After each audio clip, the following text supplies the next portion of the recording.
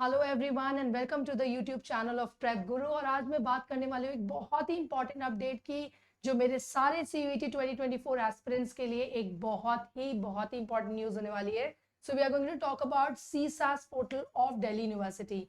जिन students को नहीं पता है उनको मैं बता दूं कि दिल्ली यूनिवर्सिटी में एडमिशन सीख करने के लिए आपको दिल्ली यूनिवर्सिटी के पोर्टल पे जाके सीसास यानी कि seat allocation system, central seat allocation system के पोर्टल पे जाके रजिस्ट्रेशन करना है फेज 1 में, और फेज 2 में उसके बाद आपको अपनी प्रेफरेंस लिस्ट डालनी है ताकि आप दिल्ली यूनिवर्सिटी के सारे ही कॉलेजेस और कोर्सेज के लिए एलिजिबल हो सकें। सो याद रखिएगा, केवल सीयूईटी का एग्जाम लेना ही सफिशिएंट नहीं होगा। आपको अगर दिल्ली यूनिवर्सिटी में एडमिशन चाहिए तो सीसैट पोर्टल पे आपको रजिस्ट्रेशन करना है। और अब ये सीसैट पोर्टल खुल गया है। आज मैं 29 मई को ये बात कर रही हूँ, 28 में इवनिंग में कल ये पोर्टल खुल चुका है। और मैं आज आपको दिखाऊंगी कि ये पोर्टल आपको यूज कैसे करना है, कैसे फॉर्म भरना है, कैसे प्रेफरेंस लिस्ट बनानी है।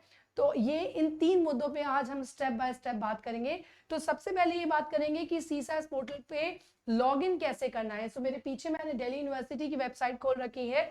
There are 3 Delhi university website.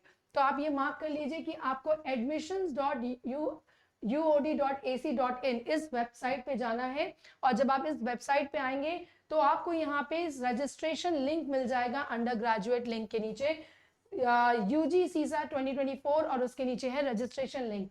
You have to click on the registration link. तो आप डायरेक्ट हो जाएंगे इस वेबसाइट पे, जो कि सीसैट की ऑफिशियल वेबसाइट है। अगर आप पहली बार सीसैट के पोर्टल पे आ रहे हैं तो आपको यहां पे जाके न्यू रजिस्ट्रेशन पे क्लिक करना होगा। मैं आपको क्लिक करके दिखा रही हूं। The moment you will click on new registration, आप देखिए आपसे 2 चीजें मांगी गई हैं। इन दोनों चीजों को आप हैंडी रखिएगा। पहला है आपका सीयूईटी एप्लीकेशन नंबर। जब आप यहाँ पे अपना सीयूईटी एप्लीकेशन का 12 डिजिट नंबर डालेंगे, उसके बाद आपको डेट ऑफ बर्थ डालनी है जो कि आपने सीयूईटी के फॉर्म में डाली है। तो कई बार बच्चों के डॉक्यूमेंट्स में डेट ऑफ बर्थ अलग होती है then their original date of birth. So make sure that your date of birth which you are putting here is the same that you have put on your CUET form। जब आप ये दोनों चीजें डाल के कैप्चा कोड डालेंगे तो आपके ईमेल पर एक कोड आएगा। उस कोड को आपको पासवर्ड में यूज करना है और दोबारा लॉगिन पे जाके लॉगिन करना है। जब आप इस पूरे फेज को कंप्लीट कर लेंगे और आपका लॉगिन आईडी बन जाएगा, तब आप बैक करके जाएंगे वापस इस मेन विंडो पर। यहाँ पे फिर से आपको अपना सीयूईटी एप्लीकेशन नंबर डालना है और यहाँ पासवर्ड डालना है। तो ये प्रोसेस तब हो पाएगा जब आपने अपना रजिस्ट्रेशन यहाँ से कंप्लीट कर लिया होगा। तो पहली बार अगर आप जाएंगे तो याद रखिएगा, पहला स्टेप आपका न्यू रजिस्ट्रेशन होगा। उसके बाद दोबारा में जब आप इस पोर्टल पे आएंगे तो अब अपना सीयूईटी एप्लीकेशन नंबर डाल के जो भी पासवर्ड आपने सेट किया है आपको वो यहाँ पे डालना है। ये देखिए, मैंने ऑलरेडी एक स्टूडेंट का, माय स्टूडेंट का यहाँ पे सीयूईटी एप्लीकेशन नंबर और पासवर्ड डाल दिया है। मैं कैप्चा कोड डालूंगी और उसके बाद देखेंगे कि हम लोग किस तरह का ये पोर्टल आपको दिखेगा। ये मैं आपके साथ लाइव कर रही हूं ताकि आप स्टेप बाय स्टेप इस प्रोसेस को समझ सकें। कैप्चा कोड डालने के बाद जो पहली स्क्रीन आपको दिखाई देगी, ये बहुत स्टूडेंट्स बहुत ही इंपॉर्टेंट स्क्रीन है। इसको जरूर ध्यान से पढ़िएगा क्योंकि इस स्क्रीन पे, इस पेज पे आपको ये बताया गया है कि कौन कौन से सर्टिफिकेट्स आपको अपलोड करने हैं सीसैट पे अप्लाई करने के लिए। सो सीसैट के पोर्टल पे these are the certificates that you will be needing. कुछ इंपॉर्टेंट सर्टिफिकेट्स मैं आपके लिए यहाँ पे रीड कर दे रही हूँ। सो पहला सर्टिफिकेट जो आपका होगा that will be your okay, so first certificate is your class 10th marksheet. So class 10th and class 12th marksheet आप हैंडी रखिएगा क्योंकि ये दोनों चीजें आपको अपलोड करनी है। इसके बाद अगर आपके पास कोई भी रिजर्वेशन का सर्टिफिकेट है, कोई भी रिजर्वेशन अगर आपने अप्लाई किया है, आप SC ST OBC EWS किसी भी कैटेगरी से हैं, तो उस रिजर्वेशन के सर्टिफिकेट आपको चाहिए होंगे। चौथा जो पॉइंट इसमें लिखा है वो ओबीसी के रिगार्डिंग लिखा है। बहुत सारे बच्चे कंफ्यूज रहते हैं। सो ओबीसी का जो सर्टिफिकेशन है that is only valid if you are certified as a OBC in the national list. So ये नेशनल ओबीसी सर्टिफिकेट ही यहाँ पे क्लियरली लिखा हुआ है कि यहाँ को नेशनल लिस्ट NLC में ही जो ओबीसी सर्टिफिकेट है that is the only OBC certificate which is valid. इसके अलावा अगर आप EWS कैटेगरी हैं या आपको कोई मेडिकल या आप डिफरेंटली एबल कैटेगरी हैं, तो ये सारे सर्टिफिकेट्स आपको हैंडी रखने पड़ेंगे to be able to apply for the CSAT portal. तो एक बार ये चेकलिस्ट स्टूडेंट्स जरूर ध्यान से पढ़िएगा।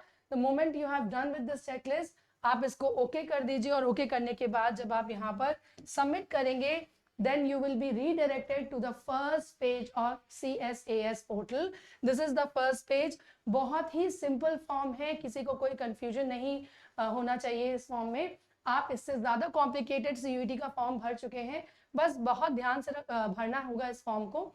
जब आप फर्स्ट पेज में आएंगे तो आप देखेंगे बहुत सारी इंफॉर्मेशन प्री फेड है जो आपकी आपके सीयूईटी के फॉर्म से दिल्ली यूनिवर्सिटी ने एक्सट्रैक्ट कर ली है। वो क्या इंफॉर्मेशन है? वो आपका नाम है, आपका जेंडर है, आपकी डेट ऑफ बर्थ है, आपकी कैटेगरी है, और आपका mobile number and email ID है। तो ये वो इंफॉर्मेशन है जिसको आप चेंज नहीं कर सकते हैं अब। This is going to be the static information throughout your admission process. तो ये वो इंफॉर्मेशन आपको सीयूईटी के फॉर्म से ऑलरेडी एक्सट्रैक्टेड है। इसके अलावा जो इंफॉर्मेशन आपको डालनी होगी दैट विल बी हियर। आपको अपने फैमिली की इनकम डालनी है, मदर नेम, फादर्स नेम, उनके ऑक्यूपेशन, और आपसे ये भी पूछा गया है if you are a single child और नॉट, आपका कोई कोटा रिजर्वेशन है तो आपको यहाँ डालना है। अगर आप जम्मू एंड कश्मीर के रेजिडेंट हैं या कश्मीरी माइग्रेंट है तो ये सारी चीजें आपको विद प्रूफ डालनी होगी। एडिशनल इन्फॉर्मेशन में भी आपसे पूछा गया है कि अगर आप BFA यानी बैचलर इन फाइन आर्ट्स के लिए अप्लाई कर रहे हैं, सो ये एक सेगमेंट आपको एडिशनल इन्फॉर्मेशन का भरना पड़ेगा, बिकॉज कुछ सब्जेक्ट्स में अभी भी आपके प्रैक्टिकल टेस्ट बाकी हैं। So in those subjects you will be asked to appear for an interview or a practical test, और वो courses होंगे BFA, BA in Honors in Music या Physical Education। तो ये 3 कोर्स के लिए अगर आप अप्लाई कर रहे हैं तभी इन पे आपको इंफॉर्मेशन डालनी है। अगर आप नहीं अप्लाई कर रहे हैं then you will simply put no, और आप अपना फॉर्म आके लेके जाएंगे, अपना एड्रेस फिल करेंगे, एंड एट द एंड आप अपना अकाउंट नंबर, अपने पेरेंट्स का बैंक अकाउंट इंफॉर्मेशन डाल के इस फॉर्म को सबमिट करेंगे। याद रखिएगा स्टूडेंट्स, CSAS पोर्टल की एक फीस है which is 250 rupees for a general candidate and 100 rupees for a SC/ST candidate. For OBC candidate also this is the same fees which is applicable for the general candidate। तो अगर आप OBC candidate हैं या general category candidate हैं तो आपकी fees होगी 250 rupees, और अगर आप SC/ST EWS कैंडिडेट हैं तो आपकी फीस होगी 100 रुपीज।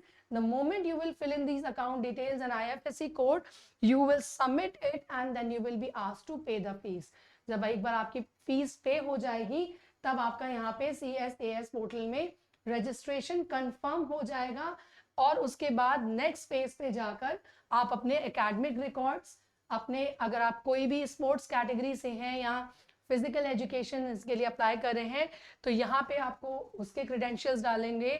अगर आप कोई स्पेशल कैटेगरी कोटा के अंदर अगर आप कोई रिजर्वेशन ले रहे हैं then that is the tab for you. उसके बाद लास्ट टैब पे आपको अपलोड करने को कहा जाएगा अपनी क्लास 10th की मार्कशीट, क्लास 12th की मार्कशीट, अपने कैटेगरी सर्टिफिकेशंस, या आप अगर कोई भी एक्स्ट्रा सर्टिफिकेशन जिनका आप फायदा उठाना चाहते हैं, जैसे आप नेशनल लेवल स्पोर्ट्स प्लेयर हैं या आपकी कोई डिसेबिलिटी है और आप उसके अंदर आप अप्लाई कर रहे हैं, देन इन दैट केस दो certification which I told you in the first screen वो आपको यहाँ पे अपलोड करके प्रीव्यू करना है और फिर फाइनल सबमिशन करना है अपने फॉर्म का।